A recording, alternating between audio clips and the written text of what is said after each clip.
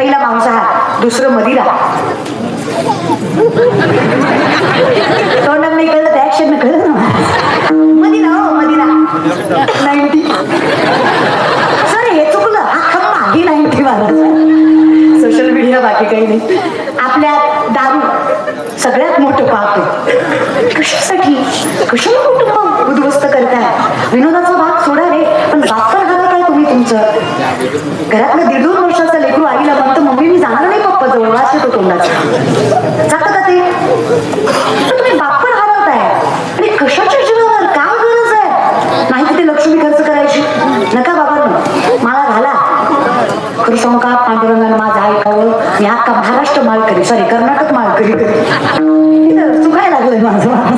जिथे घेत तशी मी बऱ्यापैकी सुधरून बोलते, पण आज आहे ना मला एक तर वाटत नाही मी कर्नाटकात आले, कारण तुमच्याकडे बघून तुम्ही तसे महाराष्ट्रच वाटतोय, कारण तुम्ही इतके कनेक्टेड होत आहे मराठी भाषेशी. हे बॉर्डरी असल्यामुळे तुम्हाला सगळ्यांना परफेक्ट कळत असेल ना. मी कीर्तन घेताना मी म्हणतच असते जरा सुधरूनच घे, नाही तर मी बोलायची नाही, काहीच करायचं नाही मला. पण तुमच्या म्हणजे तुमचा इतका रिस्पॉन्स चांगला, त्यामध्ये दुसऱ्या राज्यात आलाय असं बिलकुल वाटत नाही.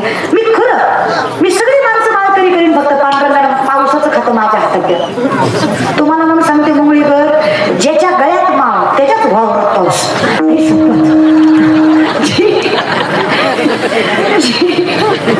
जी खात आहे ना त्याच्या बांधाला असा टुमुक पट्ट्या, जी सोमवारी खात आहे त्याचं जळलं पाहिजे महाराज, जी एकादश करते त्याचं फुललं पाहिजे.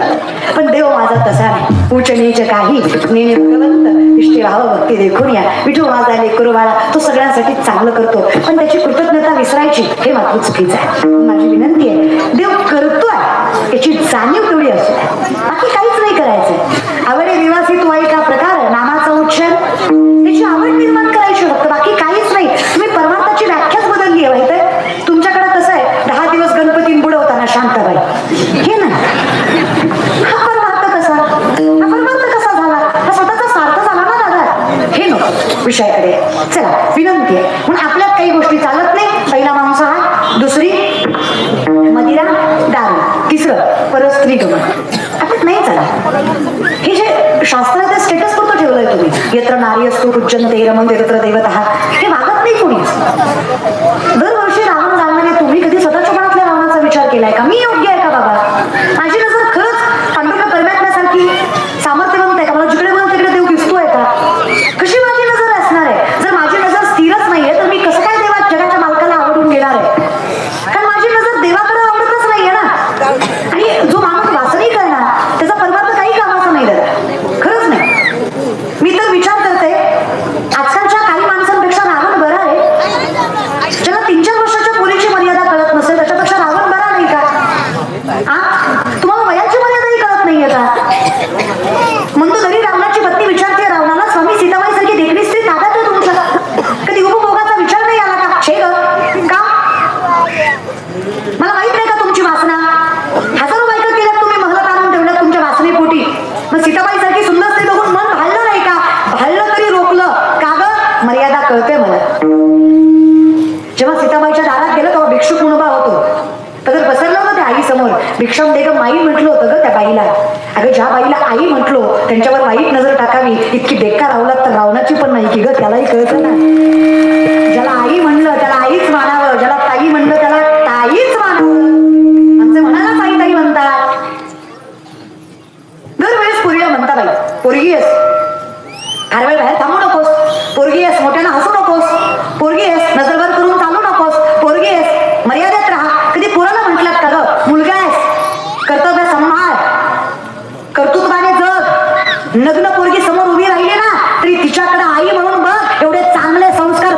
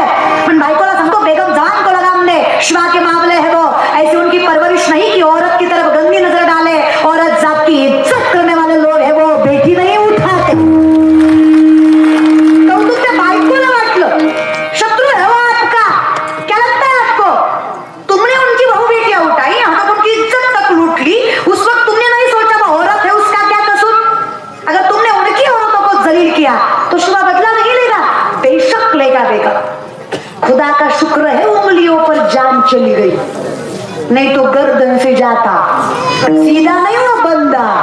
नाम रुतबा सल्तनत इज्जत शोहरत यहाँ तक जिंदगी तक नहीं बख्शेगा वो शिवा, लेकिन एक बात की जवाब दे सकता हूँ, याद रख, इन आंखों ने देखा है बेटी उनकी हुई अपनी। औरत जात की धर्मजात नहीं देखते, वो किसी भी मुल्क की हो, कितनी भी सुंदर क्यों ना हो, आगे से समर्पित करने वाली भी क्यों ना हो, बेगम शत्रु की भी क्यों ना हो, हर औरत जात को भगवान का दर्जा देने वाले हिंदू के बंदे हैं वो, औरत जात को सम्मान से रखते हैं। दादा, शत्रूलाही विश्वास वाटावाचं चरित्र ज्या राजाचं त्याचे वारसदार आहात तुम्ही। तुमच्या नजरेत तेवढंच पावित्र्य, तेवढीच प्रखरता, तेवढंच कर्तृत्व हवं तर हिंदू आहेत तुम्ही। दृष्टी नफिरे माघारी, नका ना क्षण काल्पनिक गोष्टीमध्ये, पण नाथबाबांचं ऐका। यडका मदन केवळ पंचान, यडका मदन केवळ पंचान,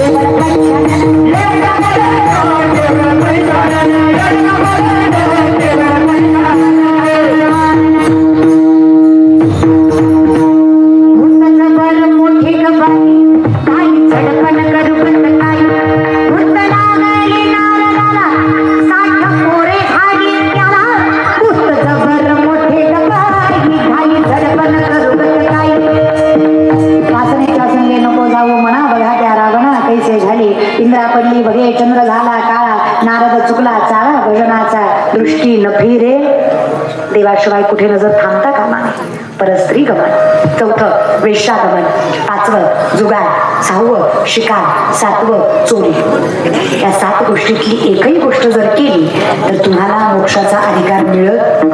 पण विनंती आहे नका, माझे चित्त तुझे, कारण हे सगळे निर्माण कुठून झाले, मनापासून। षडविकार कुठून झाले, मनापासून।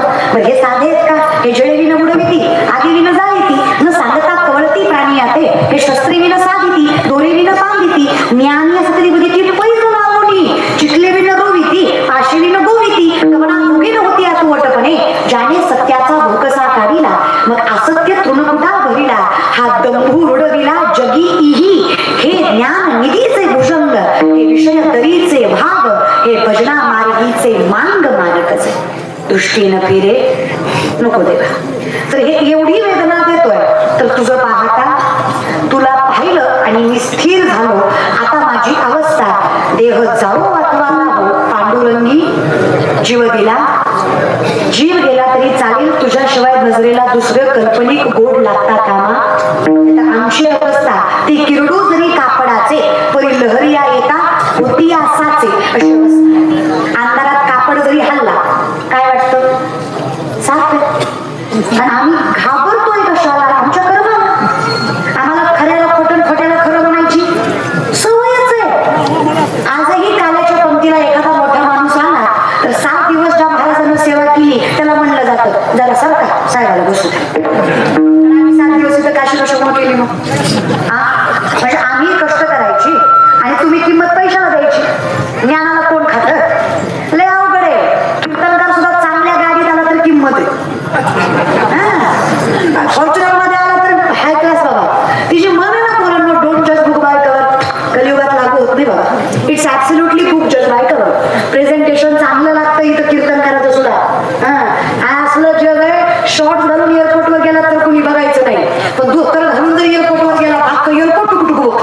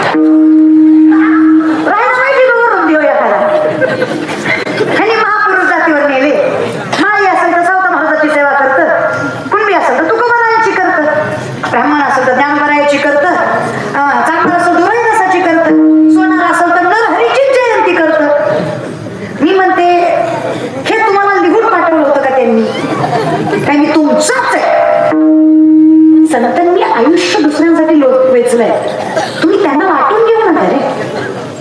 आपल्यासाठी ज्ञानोबा, तुकोबा, जनाई, मुक्ताई, चोखोबा सगळे सारखेच. का अवतार तुम्हा धराया कारण उद्धराया जन जड.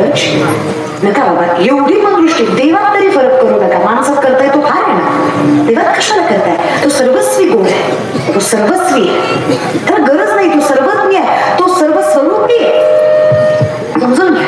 तेच तर ज्ञानोबाला सांगायचा प्रयत्न करतात. हे विश्वचरामुचे घर ऐसी मती ज्याची स्थिर, माझे चित्त तुझे. त्याच्याशिवाय मती स्थिर राहत नाही ना. स्टेबल नाही होते माणूस सगळं आपलं समजल्याशिवाय. पण अधिकारही त्यांचा तेवढाच आहे. नामदेव आहे ज्ञानोबाऱ्यांसोबत तीर्थयात्रेला जायला तयार नाही. पण परमात्म्याने सांगावं कुठे जात आहे महत्वाचं नाही, कोणासोबत जात आहे हे महत्वाचं.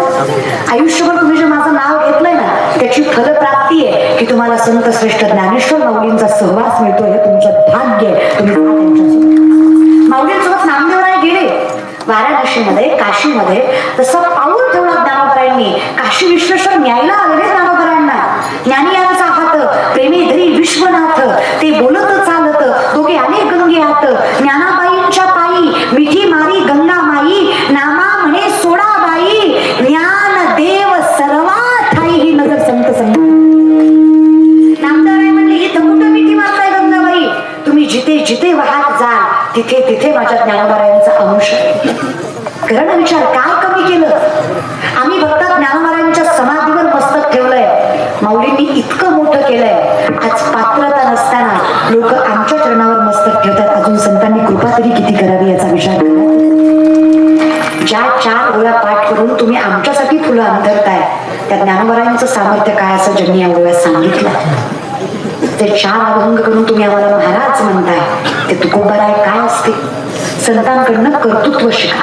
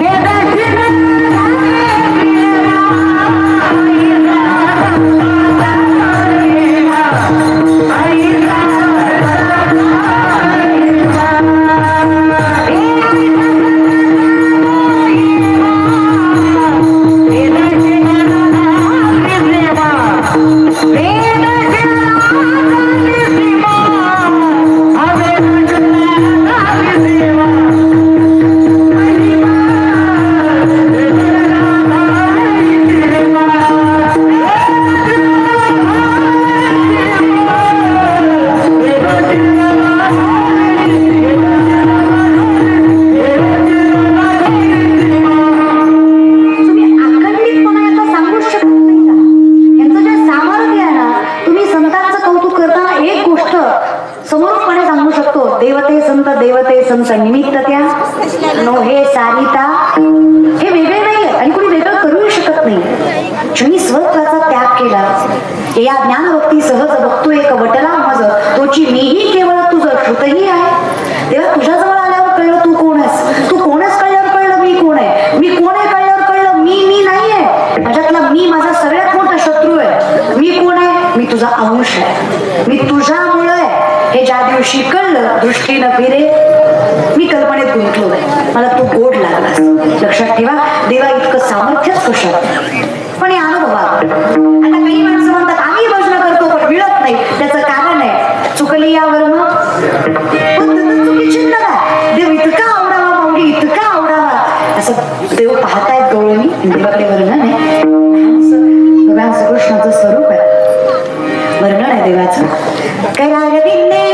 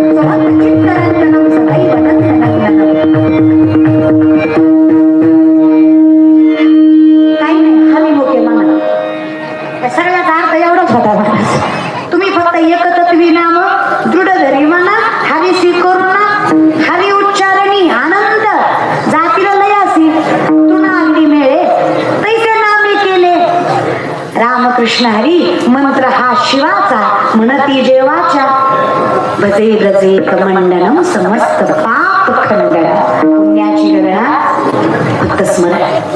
खूप गोड असं स्वरूप आहे देवाचं. जीव जातो की काय असं वाटत. हे ज्या गवळणींनी अनुभवलं काय भाग्य असून त्यांचं त्या स्वरूपाचं वर्णन आहे का गीताचं. काळी काळी अरे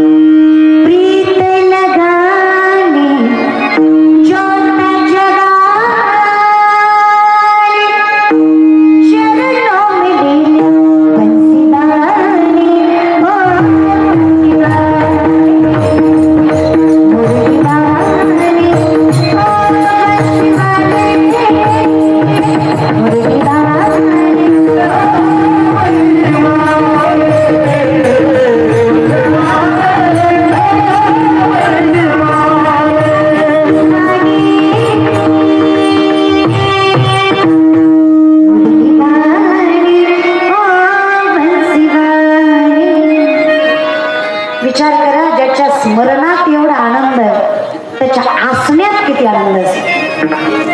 काय सामर्थ्य असेल ना, स्मरण करून एवढा आनंद मिळतोय. मने वाचा करणी जयाची या भजनी देवाची या वाहनी ते शरीर जाती एक क्षणी देवची झाली. तो त्याचं एवढं स्मरण करेल ना, तो माणूस राहतच नाही, तो अगदी देवस्वरूपी होतो. करतो कधीतरी आम्ही हे विचार, किती सामर्थ्य असेल ना देवा तुझ्या स्वरूपात. जिसकी रचना इतनी सुंदर, वो कितना सुंदर. नाम तुम्हारा तारे बहारा कब तेरा दर्शन होगा. जिसकी रचना इतनी सुंदर, वो कितना सुंदर होगा, वो कितना सुंदर होगा. असेल ना देव, आणि ज्याने पाहिलं असेल तो कसा माघारी जाईल. हरिणे माझे भानवित आता कैसी नो हे बरा. जो गेला त्याचं पुण्य कमी पडलं ना, कळलं त्याला, कळलं अवघड नाही केलं. विनंती म्हणजे तुझ्या समोर थांबता येऊ दे, आणि हे थांबणं अखंडित असू. एकदा तुला पाहिलं ना देवा, तुझं पाहता सामोरी राम राम राम राम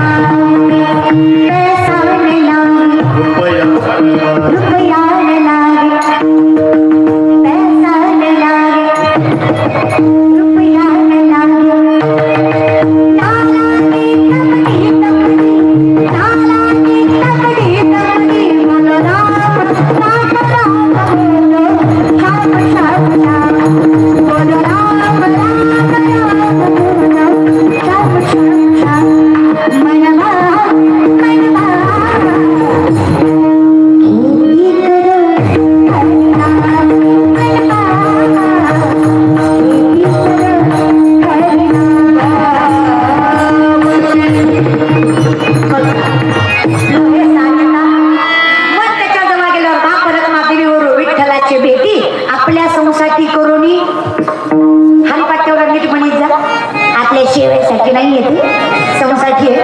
आणि सर्व सुकृताचे फल मिळाय शमानी देईन नाही येते, श्रमनी देईन. बघा हे दोन्ही शरण समरूप आहेत माऊलींच्या आणि तुकोबारायांचे. श्रम याचा अर्थ आलिंगन, मिठी पडली आणि देवाला आलिंगन दिलं सर्वस्वाचा त्याग करून. संसाठी म्हणजे सारखं देवाकडं गेलो, देवानं देवासारखं केलं. इथं सुद्धा देवाकडं गेलो, देवानं देवासारखं केलं. मिठी पडली नोहे सारिता. आता कुणी वेगळं करू शकत किंवा सामर्थ्यच नाही. त्याचं ज्ञानोबळ आहे या ओवीचं. म्हणजे तुकोबारांचा अभंग आहे, याला माऊलींची स्पष्ट ओवी. ती लवणाची कुंजरे सुजली या लग्न सागरे, नोहेची मागारी परतेची. याचे तिसरं चरण आहे तुकोबांचं. त्याची परिपूर्ण ओवी माऊलींनी सांगितली. 12 फुटाचा मिठाचा हाती केला, सागरात नेला, तीनचा दुधना माघारी आला. आला का? हुशार आहे तुम्ही. नाही अगदी तसा जो देवाकडे गेला तो देव स्वरूपी झाला. आलं ते शरीर आत्मा परमात्म्याशी संलग्न झाला. जीव दिला शरीरात. बघा लक्षात ठेवा, ज्याला याची वासना नाही, याची भक्त ऐसे जाणार जे देही गेले आशापाश, त्याच्यात आणि देवात काही फरक नसतो. तुम्हाला देवच नाही कळला महाराज. पहिली गोष्ट माझी विनंती, पहिल्यांदा माय बाप समजून घे. तुका म्हणे माय बापे अवघी, ते कसं करतात? तरी लाभाविन बाप कधी जोडी लेकराचे पुढी आपली पुरवणी वागवणी स्वतःच्या अस्तित्वाचा त्याग करून लेकरासाठी जगतात. आणि आमच्या लेकरांना वाटतं जीव गेल्यावर मायबाप मरतात. पण मला वाटतं हा तुमचा भ्रम आहे. ज्या दिवशी 4 माणसं तुम्ही बापाचा अपमान करता, बाप तेव्हाच मरतो. राहतं ते फक्त शरीर आहे दादा. त्याच्या हातात नसतं मरायचं म्हणून ते जगतं. पण इथं बसलेले 90% म्हातारे मेलेलेच आहे. कारण त्यांना माहित आहे आता पोराच्या निर्णय आणि पोराच्या घरात आपल्याला सन्मान राहिला काय जगणं येते. आणि एवढे कसे नालायक झालात रे की स्वतः लायक झाला पण आईबापाला कमी ठरवायला लागला. आणि कोणाच्या दृष्टीसमोर मोठे झाला. त्या आईबापाने कष्ट केलं नसतं तर तुम्ही आता वैभवाला आलंच नसतात दादा. मी एवढ्या निर्भीडपणे एवढ्या माणसात नजरवर करून बोलते कारण माझा बाप माझ्या पाठीमागं खंबीरपणे उभा आहे म्हणे सांगून मला येतं ना. त्याची जाणीव ठेवतच नाहीत का तुम्ही? जेव्हा बायको समोर तुम्ही आईचा अपमान करता ना तरी तेव्हाच करते. जगायचं म्हणून जगते ती. इतकेही गर्विष्ठ होऊ नका की अहंकारात स्वतःच्या मायबापाला विसरून जा. पण ते कसंही असू द्या, चांगले वाईट ते मायबाप आहे. वयाच्या मनाने वडील जास्त बोलतात, ठीक आहे ना. तुमचा आणि त्यांचा एखाद्या गोष्टी पटत नाही, क्लेश होतात. तुम्हाला समजा काही गोष्टी तुम्हाला पटत, एकांतात सांगा ना बाबा तुमचंही पटत नाही मला. तुम्ही 4 माणसं नवीन आले की आई खायला आमच्या म्हाताऱ्याला काही कळत नाही. आणि तुला कसं कळतं मग त्याला कळत नव्हतं तर? त्याच्या कळण्यामुळेच तुला कळतं ना वेड्या. नका इतकंही विचित्र होऊ नका बाबा. पुंडलिकाला मायबापाच्या कमरेत लाथ घातली, बाप दारात पडला. कधीच न थकणारा बाप पण डोळ्यातनं पाणी आलं त्याच्या. बायकोने विचारलं आयुष्यात तुम्हाला कधी रडताना पाहिलं नाही, तुमचे वडील गेले तरी तुम्ही रडत नव्हता. आता कसं काय? वाईट वाटलं ग. लागलं का हो? कुठे? इथे. हे लागलं कालांतराने निघून जाईल का? त्याच्या पाठीत लाथ घातली त्याचं लागलं काय? पण हे जे हृदयाला लागलं, ज्या पोरासाठी मी 900 सायासं केली, जे माझं पोरग्याहून 4 माणसं स्वाभिमानानं मिरवलं, मी शास्त्रवेद लोकांना सांगणारा पुरुष आज माझा मुलगा माझा अपमान करतोय, हे सन्मानानं लोकांना सांगू तरी कसं? लोक म्हणतील लोकांना ज्ञान सांगायच्या आधी स्वतःच्या पोराचे संस्कार बघ ना. पण कुठे कमी पडलो? देवाचं स्मरण म्हणशील केलं, त्याला संस्कार द्यायचं म्हणशील दिले. तुला वाईट नाही का वाटलं? पण विचार केला लहान होता तेव्हा मांडीवर घेतल्यावर लाथा मारायचाच की आता मारल्यावर काय झालं? बाप म्हटला आईच्या प्रेमाला लाज नसते म्हणतात ते खोटं नाही. आईनं सांगायला चढ मायबाप आहे त्यानं मारावं, हाणावं, स्वीकारावं किंवा धुतकारावं. आपण मात्र पांडुरंगासारखं त्याच्या मस्तकावर आशीर्वादाचाच हात ठेवावा. त्याला तर मायबाप म्हणावं एवढं सांग. शेवटी स्वीकारलंच. आणि त्यांच्या सगळ्यामुळे पांडुरंगासारखं परमात्मा पुंडलिकासाठी ऊन उभा आहे. सुरुवातीपासून सुरू करा, कळेल तुला. नको तुझ्यापासून वेगळं न होण्यासाठी त्यासाठी मला माझ्या मनाला सत्य सांगणं गरजेचं आहे आणि त्याच्यासाठी मला कळावं की हे तूच आहेस देव माझा मी देवाचा हीच माझी सत्य वाचा बाकी सगळं खोटं सत्य एकच माझे चित्त तुझे पाया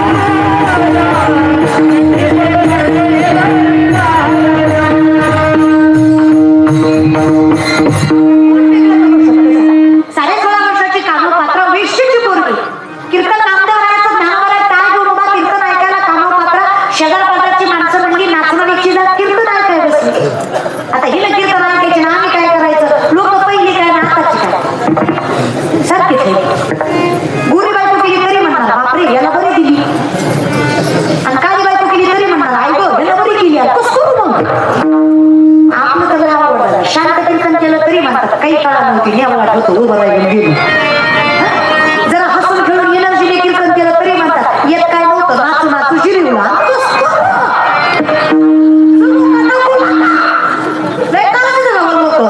ह्यांना फेटा मारला तरी प्रॉब्लेम आहे साडी घातली मी काय म्हणते कीर्तन करणारी पोरगी हिंद जर ठेवूच नका कोणीतरी काहीतरी सांगता एवढं माणूस एवढंच ठेवा मेल फिमेल करून नका ना एवढं सामर्थ्य ठेवा लय अवघड या विषयाकडे लोकांचा असू दे तुकोबारा म्हणतात लोक दैसा वो लोकांना तोंड वाटायला कुठं हात लावायचा दादा लोकांना घर घेतलेलं बी सांगायचं नाही आणि हात ते बनवलेलं बँकेनं जप्त केलेलं बी सांगायचं नाही लोकांना कुठलं सांगायचं नाही तुमच्या चांगल्यात त्यांना आनंद नाही आणि तुमच्या दुःखात त्यांना त्रास नाही त्यांचा तुमच्या दुःखात आनंद आहे तुमच्या आनंदात त्रास आहे कोणतं म्हणलं नरकात गेल्यावर जळतंय आपल्यासारख्याला नरकात जळायची गरज नाही जी जिवंतपणे दुसऱ्याच्या प्रगतीवर जळते की नरकात जळते की त्याला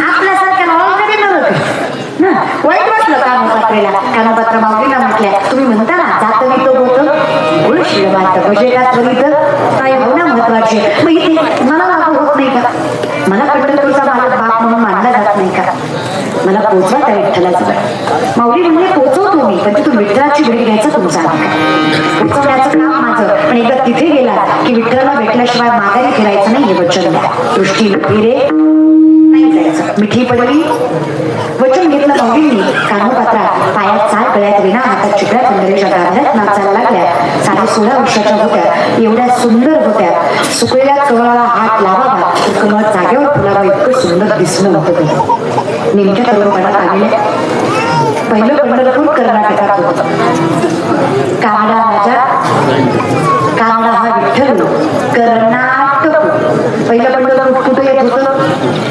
भाग्यवान तुम्ही खरा देव तुमचाच आहे चुकून आमच्याकडे आलं नाहीतर माहेर त्याचं कर्नाटकच आहे कारण बिदर जिल्ह्यामध्ये पहिलं पंढरपूर हायवी नंतर ते सोलापूरकडे गेलं नाहीतर पहिलं पंढरपूर कर्नाटकातच होतं हायवी नंतर ज्यावेळेस आपल्या राज्याची ज्यावेळेस फायवी झाली त्याच्यानंतर पंढरपूर हे महाराष्ट्रामध्ये आलं मग पंढरपूर ज्यावेळेस कर्नाटकाच्या घरात त्यावेळेस बिदरचा राजा त्या राजगादीवर होता तो दर्शनासाठी आला होता पंढरपुराला इतकं सुंदर स्वरूप त्या मुलीचं पाहून त्या राजाने विचारलं कोणाची विचारपूस केल्यावर कळलं वेश्याची आहे तिला मग इथं आपण काय भेटणार आहे दरबारात नाच आयुष्यात देतो सैनिक गेले कानोपात्रा म्हटल्या आता विठ्ठल सोडला तर मी कुठल्या राजाला मानत नाही आणि पांढरून सोडला तर मी कोणासाठी येतोय राजा म्हटला एवढा माझ वेश्याची असून धरून आण तिला सैनिक पाठीशी लागले शिवाय चाकंताने कानोपात्रा कळताय मंदिराच्या बाहेर पाऊल टाकणार माऊलींचं वचन आठवलं देवाला भेटल्याशिवाय माघारी यायचं फिरून फिरणार कुठपर्यंत पहिल्यांदा हातभार लागलं पहिल्यांदा डाबाला ओलाडला याची ध्येयाची डोळा जगाचा मालक पाहिला तुझं पाहता सामोरी दृष्टी न फिरे आपोआप देवाच्या झाल्या मिठी मारली चंद्राला ओरडून सगळ्या जगाला बाप भेटला या कानोपात्रेला डोळ्यातनं अस्वल गळाली लोकांना कळलं वेश्येची धरून उडायला लागले जसे ओळखाय कानोपात्रेने विचार केला आता फार काळ देवाजवळ राहू शकत जर शरीराचंच बंधन नाही राहिलं तर कोण वेगळं करू शकतं जीव दिला कानोपात्रे रात्रींनी एका क्षणात विठ्ठलाच्या चरणावर जीव सोडला आणि आपला परमार्थ सिद्ध केला. याला भक्त म्हणा. आता कोण वेगळं करू शकतंय? आत्मा परमेश्वराशी सामील झाला, राहिलं ते शरीर. लोक म्हणली मिली ती मिली देवाच्या पायावर मिली. जाता जाता विठ्ठलाला अपवित्र करून गेली. मरायचं तर मंदिराच्या बाहेर मरायचं, बरं इथंच मिली. लोक आनंद ब्राह्मण नावाचे ब्राह्मण ते माझं जन्मपीठाला होते. याच तोंडाने मंत्र म्हणताना देवाचं नाव घ्यायला भाग्य लागतं. विचार करा, देवाच्या चरणावर जीव सोडायला किती भाग्य लागत असेल. याला गरज ज्ञानाची नाहीये, मोठ्या मनाची. एक रात्र थांबा, उद्या बघूया.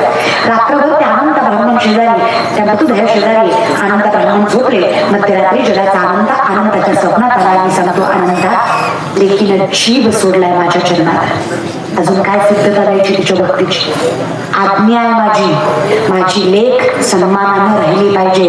माझ्या लेकीची समाधी पंढरीच्या गाभाऱ्यातच झाली पाहिजे. गेला पंढरपूर मरायच्या आधी जा. तिथं गेल्याशिवाय पर्याय ही सुरुवात. पंढरपूर जे आहे ना, जेव्हा नव्हते क्षराक्षर तेव्हा होती पंढरपूर. आधी रचली पंढरी मग वैकुंठा नगरी. जेव्हा नव्हते क्षराक्षर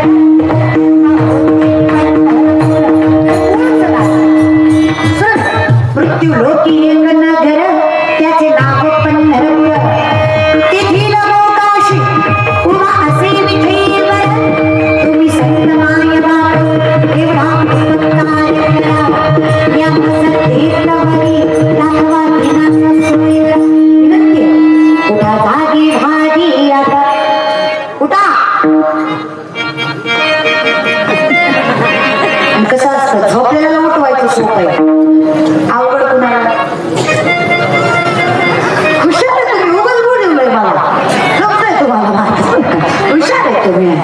झोपेचं सोंग घेतलेल्याला आपण त्यातलंच गबाळ. सगळं कळतंय आपल्याला, आपण वळत कळत नाही. वय सकाळी मांसाहार केलेला व्यक्ती दुपारी मंदिरात येतो का? कळतं त्याला. ती लगेच म्हणतं, महाराज आज नग आज खाल्लंय, उद्या जाऊ. उद्या उद्याचा भरवसा. लल्लाटी जे लिहिले न पुसेना काही केले. हे काळा नाळाचे कुंडी घातली लोणियाची उंडी. माशी पंख पाखडी तव हे सगळे. माशीला पंख पाखाला जेवढा वेळ लागत नाही त्याच्यापेक्षा कमी वेळात जीव जातो. तुम्हाला मी सांगते बाई, बोले संसार करीत जाऊ नका. तुम्ही तर लय इच्छी बुजगे. माझी आई बी मला लय कौतुक वाटतं.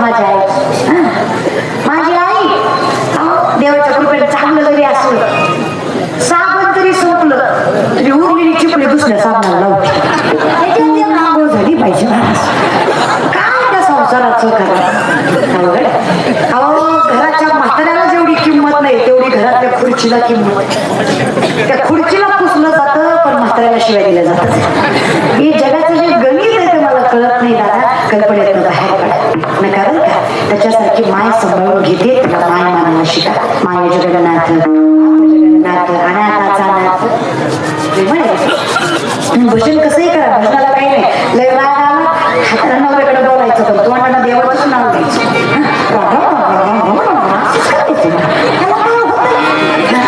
बोलायला कुठं आपल्याला शिकवावं लागतं. नवरा बायकोचं भांडण झालं, बायको म्हणजे तुम्हाला काही कळत नाही. तुमचं घरात शेती बाई आई बाप बहीण मला सगळं मी काय काय सांगतो. नवरा मला सगळं मी सांभाळतो, तू फक्त तोंड सांभाळ. तुम्ही खुश होणार, तुम्ही गुणाचे नाही. तुम्हाला एक सांगते, बाईला काहीच लागत नाही. माझी आई म्हणते मान्य, बाईला काहीच लागत नाही. पैसा अर्थ सोनं नाणं कमी द्या, पण जो पुरुष आपल्या बायकोला सन्मानानं रागवतो ना, ती बाई त्याच्या घराचं गोकुळच करणार विश्वास नाही.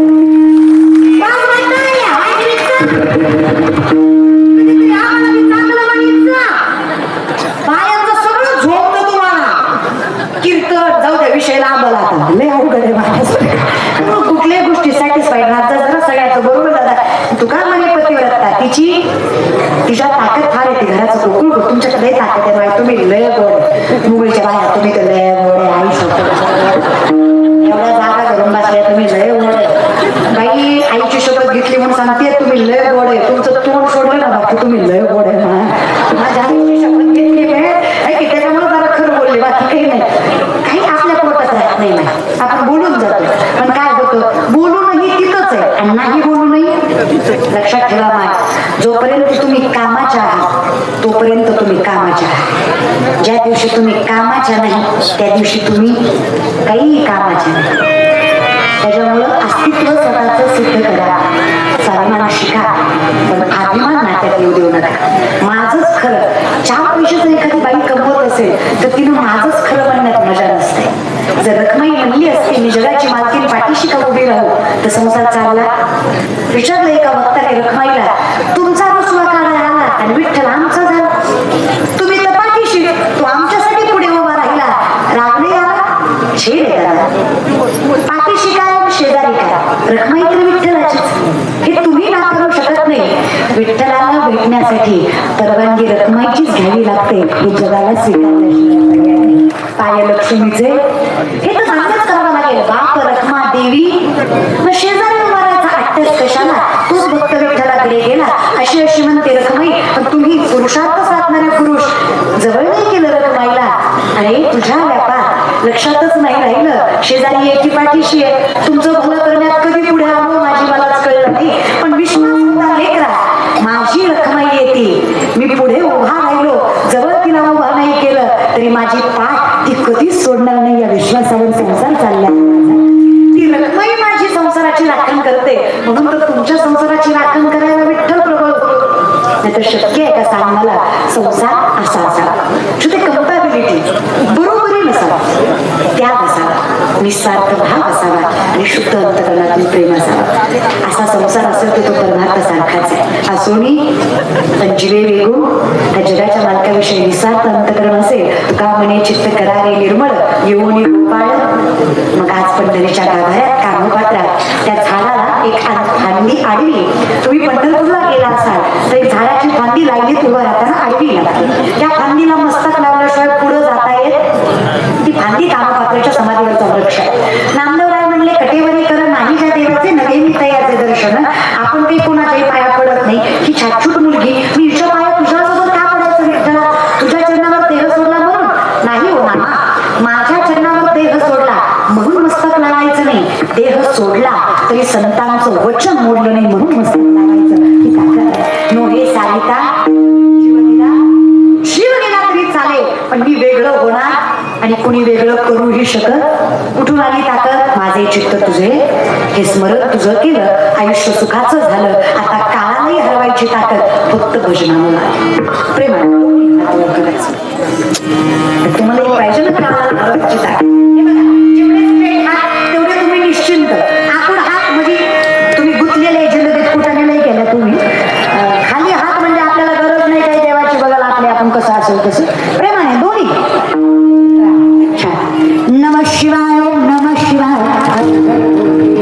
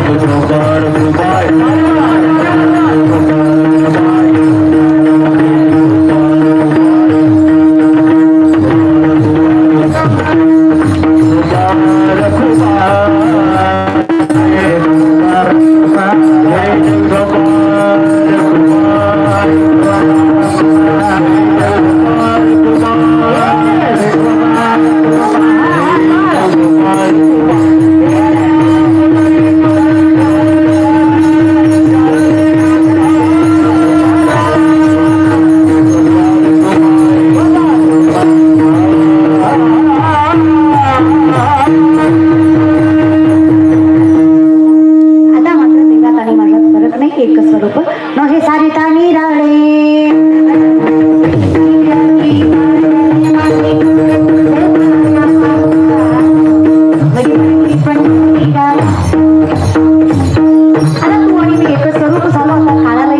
याचा अर्थ काळालाही हरवायची ताकद आली, कारण तुझ्या सामर्थ्याने इतकी आसक्ती झाली देहाची.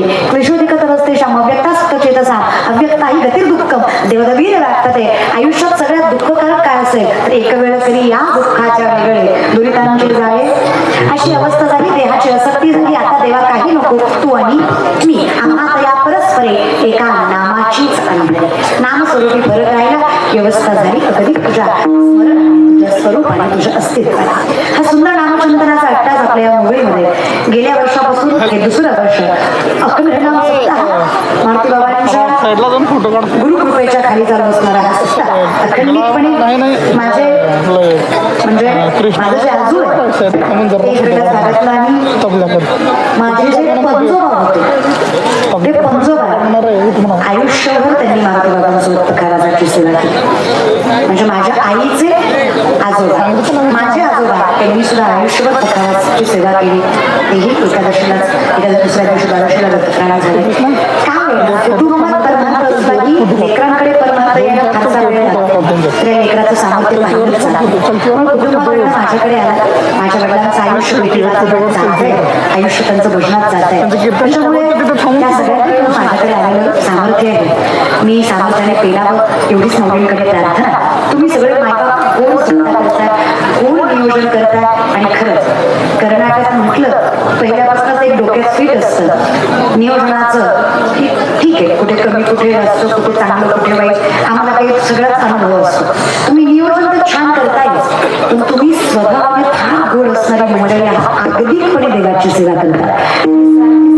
खरंच तुमचं कौतुक करायला तेवढं कमी आहे. आता एवढ्या माणसांचं अन्नदान या सगळ्या गोष्टी तुम्ही अगदीपणे करताय. तरुण पोरांचं सुद्धा सहकार्य आहे. अगदी आजही 90% सत्य पोरांच्याच जीवावर पंक्ती वाढायला, पत्त्यावाळा उचलायला, महाराजांची सेवा करायला, ह्या मंदिरांची साफसफाई करायला, सगळ्या गोष्टीसाठी मुलं खंबीर आहेत. आणि मला कौतुक आहे आमची शेतकऱ्याचीच पोरं आहे जी देव देश धर्म सामर्थ्याने आपल्या मंगटावर टिकवतात. कारण जागीरदाराची पोरं इथं खपायला येत, इथं जीव खपवणारी पोरं ही शेतकऱ्याचीच असतात.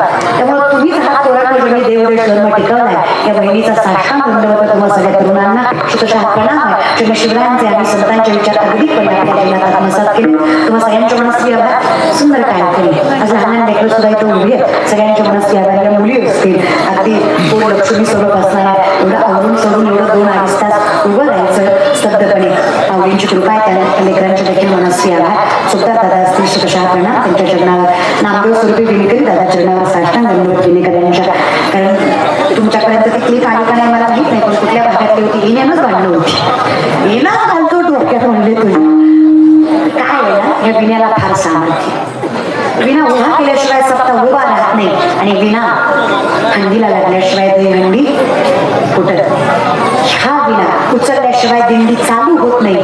आणि या विनेकऱ्यांना माघारी दिंडी पोहोचवल्याशिवाय दिंडी पोहोचत. विनेकऱ्यांचं फार मोठं सामर्थ्य विनेकऱ्यांनी सोडतात. या संप्रदायाचं परिपूर्णत्व आहे. या दोघांच्या नाव साष्टांग दंडवत. त्याचबरोबर कीर्तनाला मावळे असल्यावर भारी दिसतं. कुठे नसावे पण कीर्तनाला मावळेच असावे एवढं त्याच मावळ्यामुळे हे कीर्तन होतंय. नाहीतर आपल्यासारख्याला कीर्तन करायला परवानगी घ्यावी लागली असती. विचारावं लागला असतं चहापणा थोडा कीर्तन करना चाहते हैं, आपकी मर्जी हो तो कर ले. कोकळ बाबाची ठोके बसली असते आपल्याला. सत्य काही झाले की त्या मावळ्यांची कृपा आणि त्यांचा साथ करून तुम्ही अखंडितपणे सेवेला उभा राहताय. पोरांनो भाग्य आहे. चरणाला साष्टांग दंडवत या बहिणीचा तुमच्या. त्याचबरोबर आमचे महाराज असतील दयानंद महाराज आमचे, ज्यांच्याकडे अखंडितपणे व्यासपीठ देखील आहे. चरणाला साष्टांग दंडवत त्यांच्याच नियोजनातून संपर्कात नाही सेवा माझ्याकडे आली. अगदी गोड असणारं व्यक्तिमत्व माझ्या मोठ्या भावासारखे अगदी सामर्थ्याने पाठीशी उभं राहून हे सामर्थ्य टिकवलं की सेवा मी गोड करू शकते. महाराजांच्या चरणाला साष्टांग दंडवत. त्याचबरोबर गोड गायनाच्या व्यक्त कराय माऊली महाराज. अगदी सुंदर कंठी माऊली महाराज तुमचा. मला कोणी विचारलं ना श्रीमंती बोट करून दाखवा. मी अशी तुमच्या सगळ्यांकडे अशी बोट करून श्रीमंती दाखवेल महाराज. याला श्रीमंती म्हणायची. भगवंताचं गोड नाव अजून गोड करायची ताकद माऊलींनी तू या माऊलीला दिली. अजून आयुष्यात काय पाहिजे तुम्हाला त्यांना साक्षात सोपान महाराज बहुमुखित मंडळ शेजारीच असतात त्याचा काही भाग नाही. सोपान महाराज चालू राम महाराज चव्हाण सोपान महाराज माऊली महाराज हा ही अवतार घेतलं रामाचा अवतार आणि तिकडे माऊलीचा अवतार अशी लाईन घेतलं मस्त. त्या महाराज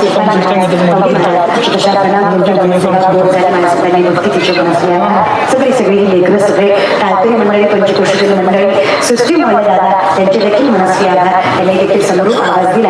अगदी गोड सुंदर कथा वाजवणारे आमच्या व्यक्त कराय प्रेम महाराज. आमचे प्रेमदादा याच्या आधी सेवेला फार वेळा होते. आमच्या प्रेमदादांनी इतका गोड कथावाज वाजावा. शिवनिर्मित असणारा हा मदन तांदळासारखी वाजवायची ताकद आमच्या प्रेमदादाच्या बोटामध्ये आहे. त्यांच्या या कलेला साधनेला उद्दिंगत करायला मागण्याची मी प्रार्थना करते. शतशा प्रणाम. या बहिणीचा समोर बसलेली सगळी सांप्रदायिक मंडळी महाराज असतील त्यांच्या देखील चरणावर साष्टांग दंडवत. या बहिणीचा स्वतः कीर्तनकार असल्यानंतर स्वतः कथाकार असल्यानंतर एखाद्या आपल्यापेक्षा वयाने ज्ञानाने लहान असणाऱ्या मुलीच्या कीर्तनाला बसून कीर्तन ऐकणं हे सुद्धा तुमच्या मनाचा मोठेपणाच आहे. तुमच्या संप्रदायाचं वैभवच आहे. चरणावर साष्टांग दंडवत. तुम्ही बसलेली सगळी मंडळी हा पुढे बसलेली सगळी तुम्हाला सगळ्यांची नाही तुम्ही सगळी मंडळी दादा एवढ्या घाई गडबडीमध्ये एवढ्या गर्दीमध्ये येऊन तुम्ही 7 वाजल्यापासून बसला आणि एवढ्या अगदीपणे कीर्तन ऐकलं. माझं भाग्य आहे. तुमच्यासारख्या आईबापांचा आशीर्वाद मस्तकावर कोणी इथं उभं राहायचं सामर्थ्य मिळतं दादा. तुम्हाला सगळ्यांचे मनस्वी आभार. शतशः प्रणाम तुमच्या चरणावर. बोलता बोलता 15 मिनिटं उशीर झाला कारण आज ते 15 मिनिटं उशीर आहे. तसं आपण करतो मी तुम्हाला सगळ्यांचे आभार. आणि ज्यांच्याकडून हे सौजन्य माझ्याकडे आलं असे जाधव दादा धनराज दादा जाधव ते महत्वाचं असतं मला.